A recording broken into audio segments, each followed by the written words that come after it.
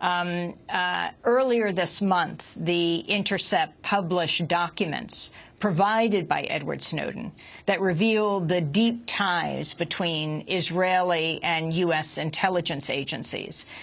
Glenn Greenwald cited one 2013 document that described a far-reaching technical and analytic relationship between the National Security Agency and its Israeli counterpart against mutually agreed-upon geographic targets.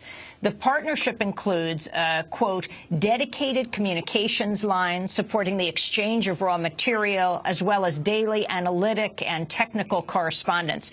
Glenn Greenwald, can you elaborate on this? What did the Snowden documents show?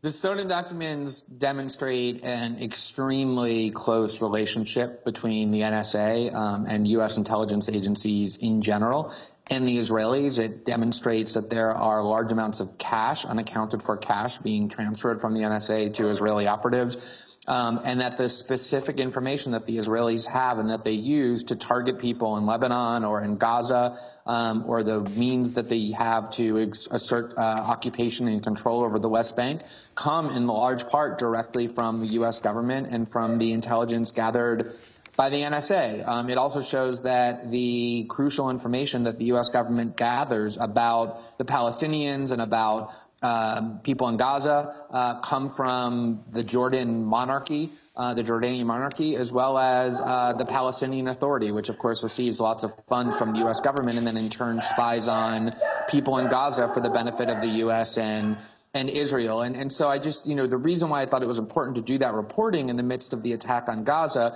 was because if you listen to American political discourse, every time Israel massacres the Palestinians, the tone tends to be this sort of indifference and detachment, like, oh, this is this really unfortunate, intractable conflict that sadly cannot be resolved because the two sides are just so stubborn and obstreperous. And the reality is that the U.S. is anything but a neutral party. We are the key ingredient in enabling Israeli aggression against their neighbors. And I just think, again, that debate ought to be had honestly, rather than letting Americans pretend that they can throw up their hands and wash their hands of any responsibility.